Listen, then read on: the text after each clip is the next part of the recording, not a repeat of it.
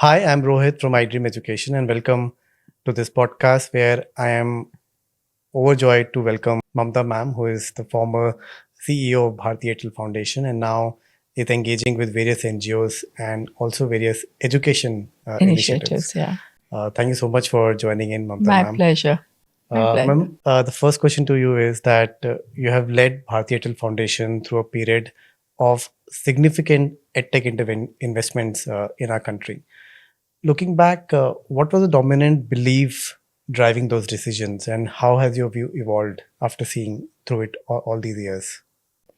Very interesting because we at Bharti Airtel Foundation we started a school program in 2006.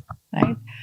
When we were conceptualizing the program, we kept it very activity based, projects, games. I think our children were more out of the class than in the class, and very interesting TLM. From the first year itself, we took computers into our schools, and these were primary schools at that stage. Later on, we grew into elementary and senior secondary, and of course, formal labs came in. But in 2006 onwards, when we took in the computers into our schools, we took them in as another TLM, right? So, like they will have a board games, they will also have computer. And we had some excellent content from Pratham and Asim Premji Foundation that we used. Teachers found it very, because we had trainers on the ground, so they were always hand-holding teachers. But kids enjoyed it the most. Since number of computers were less, we kept it focused a lot more on hotspots. The things where students were struggling was where we used the content and computers. As years went by, and a lot of interesting content and EdTech models started to come in. Of course, we increased the use of computers then. I started to see it as an active companion of a teacher, right? If used well, and if a teacher is trained well, which is a very, very important thing. And, as I'm seeing things now, there's so many EdTech tools now, so many EdTech products now. And a very interesting, I'm sure you know about this EdTech survey by CSF, correct? Yes. It still shows something that most of the EdTech companies should reflect upon.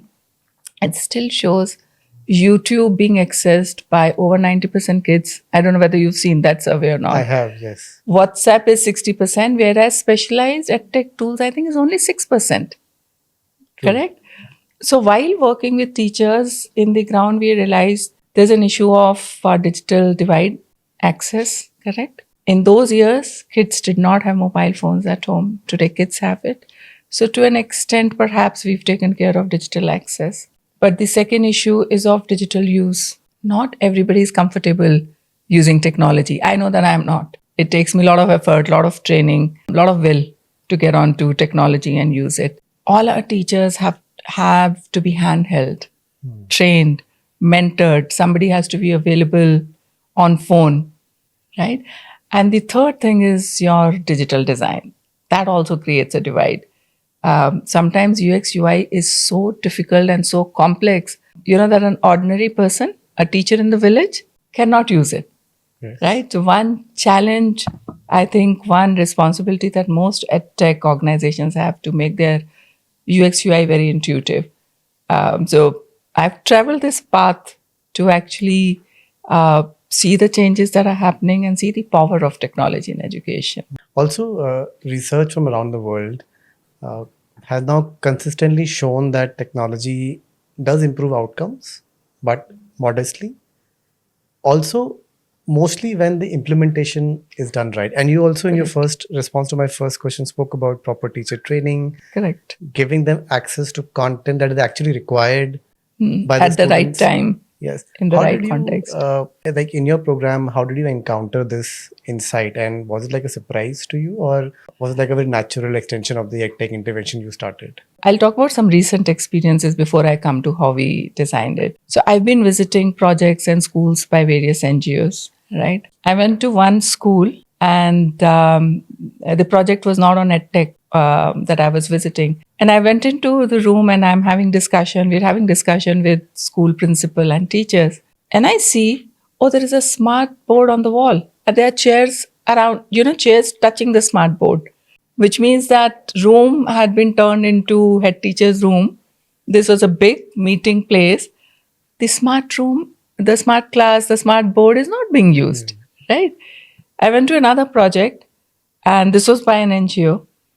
And when I go in, of course, you can see the smart board, and there was very interesting technology and tool that they were using. And a demo gets done to me. There are only 5, 6 students over there. And I was speaking to them otherwise, very intelligent students, right? So, which means students were handpicked. And the tool was shown to me as a donor. I'm not a donor, I'm an educationist. I can see whether this tool is actually being used or not in the school. I can sense that. I can speak to teachers and I know whether this teacher knows how to use this tool and when to use this tool, right? So what is happening is, at least in some cases, if I may use this phrase, you dump, train and scoot. You come, you install your material, your equipments, you train your teachers for 2 days, 3 days. I think 3 days would be a luxury. You train the teachers for 1 or 2 days, and after that, nobody comes back. That's not how implementations happen. And then then we feel that tech has not delivered. Tech has not been embedded well into the daily teaching or a school calendar, right? It requires thinking through. Teachers training, yes, but one time teachers training does not help, right? You have to have feedback loops. You have to find out what is it that teachers are finding it difficult, and that's how EdTech will grow as well, right? The EdTech companies would then tweak their product, make their UX UI simpler, look at the quality of their content. If teachers are not happy with the quality of content, it is the responsibility of the vendor to relook at it. But more importantly, how do you fit into these structures with accountability? Are DEOs, BEOs, cluster in charges, are they trained on it? When they are doing their monthly meetings, are they seeking reports on it? Right? Is there reward and recognition system around it for schools that are doing well, using it well, maintaining their equipment well? Right? So you can't, I think there are many organizations which are doing excellent job in making sure that we must integrate technology in the school calendar, in school processes, in school governance, in school administration, right? And of course, your training programs. So that's how, and that's what we did. Bharti Airtel Foundation, since they were being run by a corporate foundation, of course, program was at prime. You have to think through everything. So those learnings, because that's the kind of processes we had. So we designed it well and we integrated it well. So as EdTech organizations, and for EdTech to bring such kind of value on the ground where they are responsible for proper teacher training, ongoing support, also training the ecosystem, taking the accountability of the data and outcomes as well. EdTech would love to do that. But I feel that unfortunately, genuine EdTech providers are suffering from lack of intention lens and also the cost lens. A lot of procurement teams who are evaluating such CSR projects are evaluating purely on the basis of cost and compliance, right? So in this case, learning outcomes do end up suffering, right? How do you think that corporates or CSR should look at it? Is cost going to only become an important factor, or they should actually expand the view and look at other aspects? You see, there are in all these programs where even where government is concerned, right?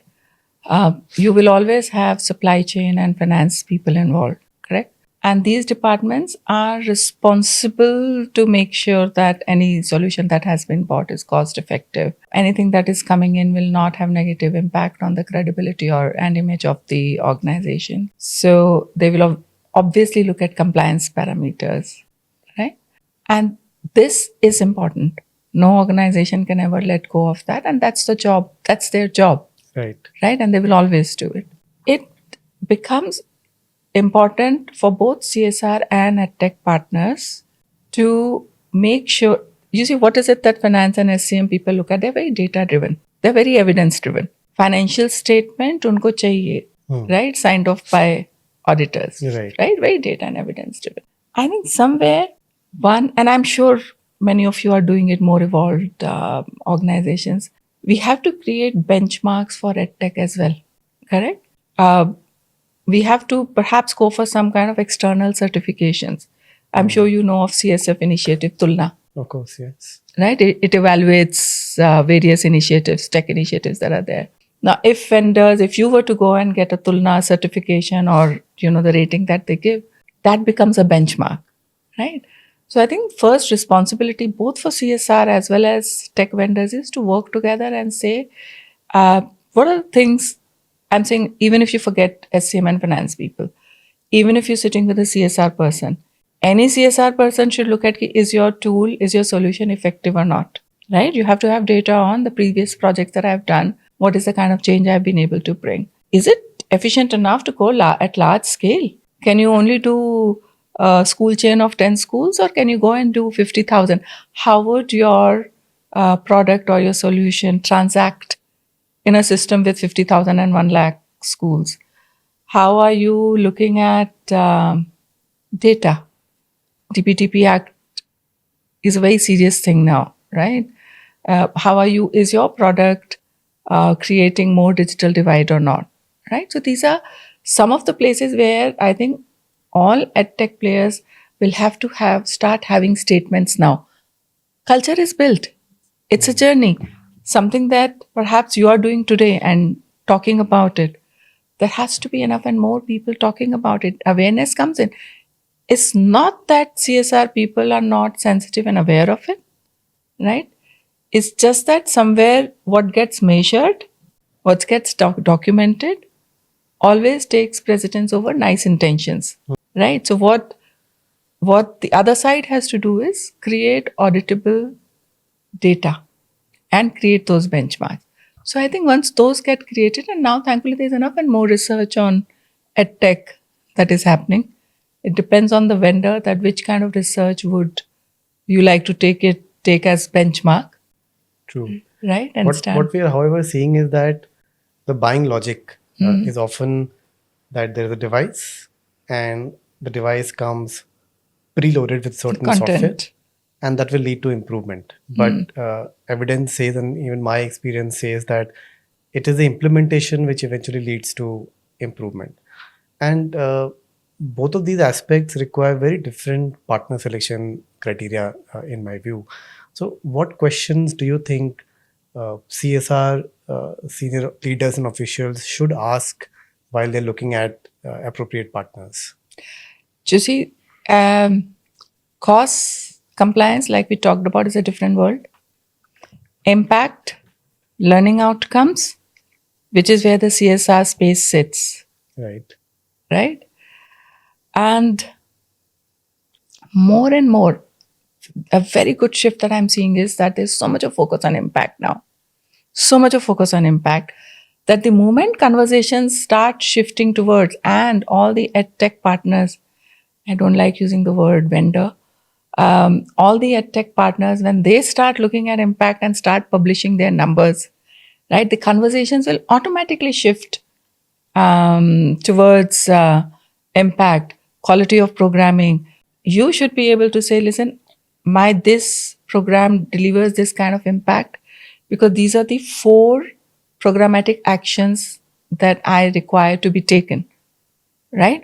Or in this particular program, you see, there's this, I'm sure you know, there's this concept of under which conditions would your tool give its most optimum performance, right? Suppose some of the condition parameters could be, I have to have an NGO partner on the ground, right? Because I'm a tech provider, I'm content provider, I definitely can do trainings, but I would need feet on the ground to do a feedback loop with me. That teachers are struggling on this aspect. If I can fix something in my technology or in my content or in my UX UI, I shall do that immediately. If it requires further training, I shall do that immediately. But one of the conditions that seems to work well in this particular one program was because we had an NGO partner, right? Second condition is where the principal takes it serious enough to put it into school calendar Timetable, create some kind of programs around it, show and tell, reward and recognition. So you know that if these four things happen in a school, suddenly your EdTech tool starts giving output at another level. So looking at the different conditions in which your tool is operating and the kind of output that it is giving, once your proposals, once your presentations start talking about it, somewhere the responsibility shifts, right? Because now when a CSR person is talking to you, the CSR person will also think through which is my on ground partner, which is my good NGO, Right. which is doing excellent work already in a particular state. Why shouldn't I tie up this EdTech vendor with them? Because then I'll have the best results to come in. True. And leading to this is a question that you design a well-intentioned program sitting in the office rooms, and in those meeting rooms we do a discussion with CSRs, NGOs, and we design a proper intervention. But there's a big gap in what is being designed and then how it happens in the government school, say in a state like Rajasthan or Jharkhand, right? So from your experience, what do you think gets lost in the gap, and who should take accountability for it? See, two things. First, education is sacrosanct to me, right? I don't know about any other industry because education actually makes or breaks a child's life, the path the child would take. Of course, each child possesses agency after a certain age, great determination, and a child, in spite of not so good education, and we've seen where our youngsters are reaching. But it's a sacrosanct subject. Nothing in education should be designed in ivory towers, right? Which is one of my concerns. If you're designing your EdTech tool, I hope that you involved enough teachers, enough educationists, enough people who specialize in assessment, in teachers training to create that tool, right? Because it is very difficult to evaluate an EdTech tool on content quality. You can randomly pick up only a certain pieces. True. Right? And in the most critical concepts, your tool may be failing, right? So the first responsibility comes to people who are designing content and EdTech tool. The second responsibility is who's doing program design. You cannot do program design, again, if you don't have enough people who worked in the villages. Because what is happening at schools and villages? Again, I always come back to what are the kind of conditions will you encounter? You will encounter schools which are in such deep areas that you have infrastructure issues, electricity, internet. You would encounter schools which hardly have one or two teachers who would open the computer and have time to, teachers may start using it as TV. Yeah. Start the content and, it's like they get that that time to do something else, right? These are the kind of conditions you would reach a school where principal does not believe in technology. All your best efforts would fail. Yes, we do. Correct. So anybody who's doing a program design has to be aware of there is an like I said, there's an optimum condition in which your program would run and show best results, but you won't get more than 30-40% schools in optimum condition. Correct? With right amount of teachers, right amount of infrastructure, interest from principals. The school is very easily accessible, so cluster in charges go enough to handhold teachers. Those conditions would exist in only certain number of schools. It is a challenge both for a tech designer, your UX UI, ease of work, content quality. Because if teacher gets excited using your content, she will come back to it, provided it was easy for her the first time she accessed it, right? Similarly, for people who are designing program, because the moment you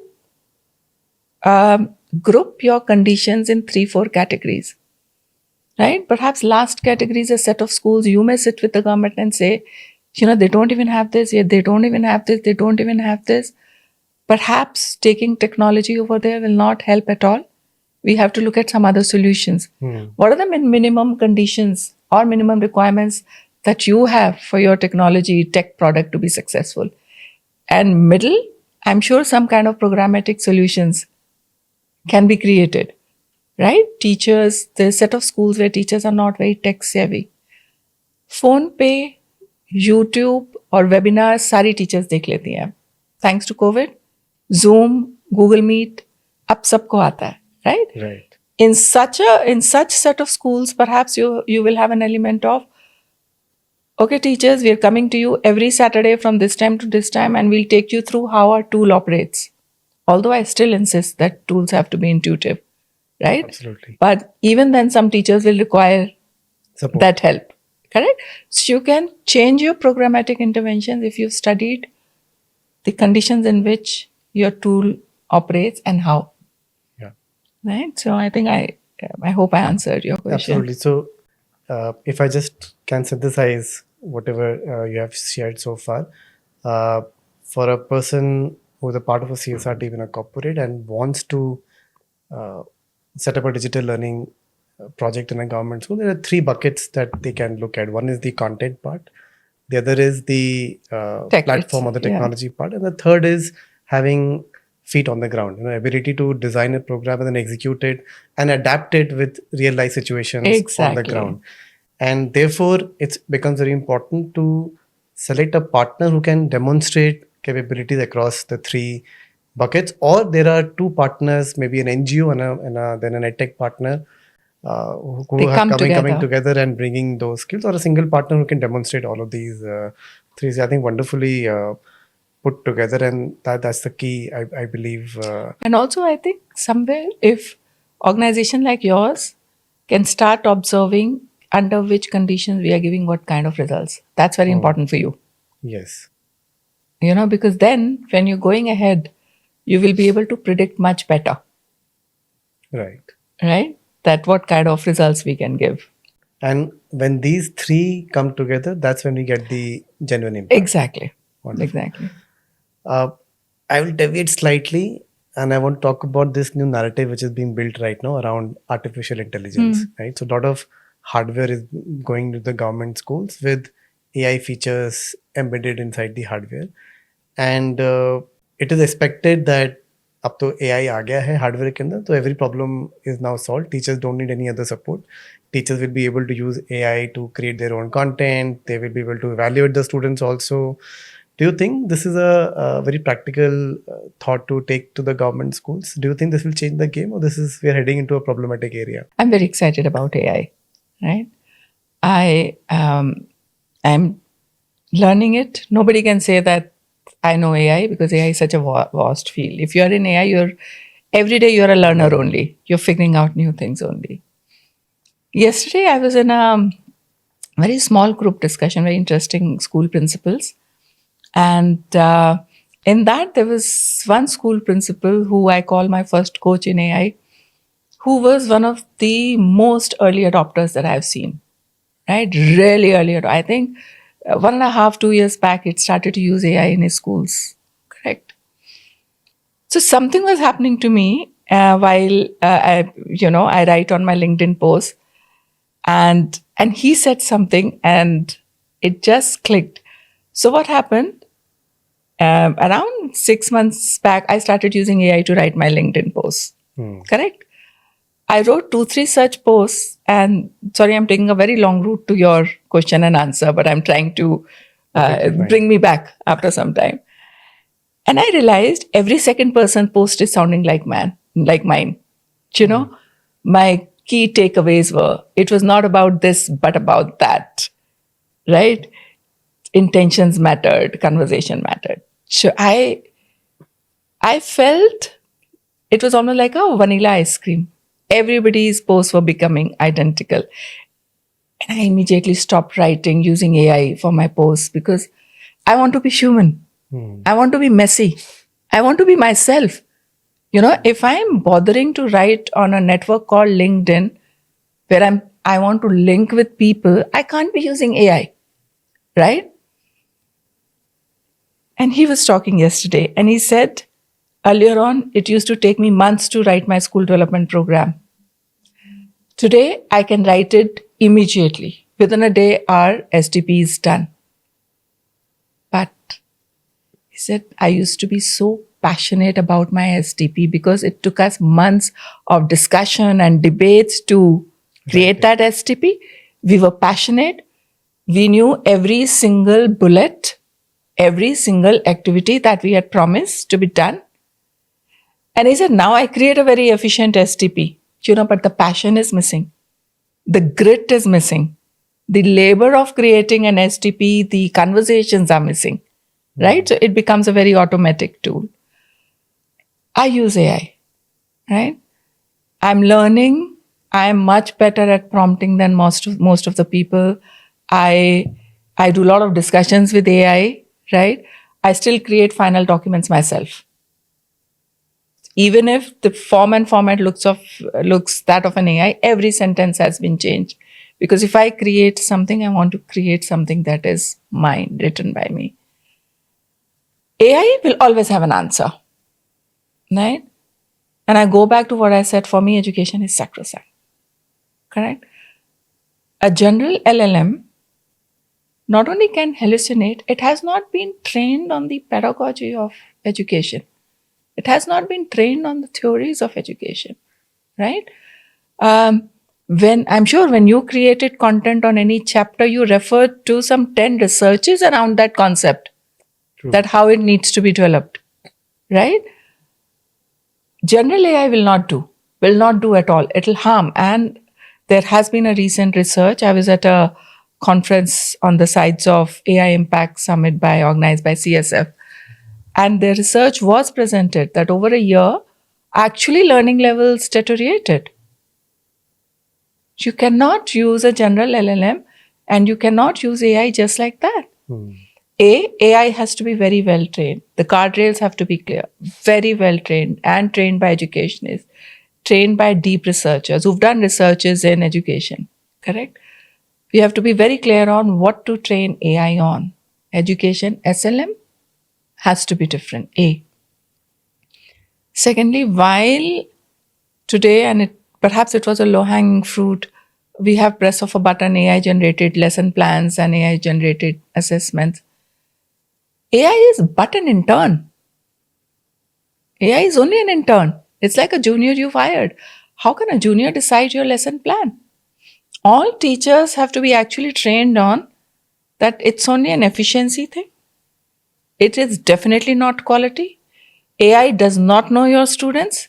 AI does not know what you were struggling with yesterday, right? Just actually, the lesson plan that AI gives you is at level 0. Now start from there, right? It will take time for teachers to get trained on right kind of prompting, right? Some of the organizations I know, like Khan Academy and all, have wealth of repository of good quality content. So I'm sure from such organizations, when lesson plans, etc., are being generated, would be of very good quality.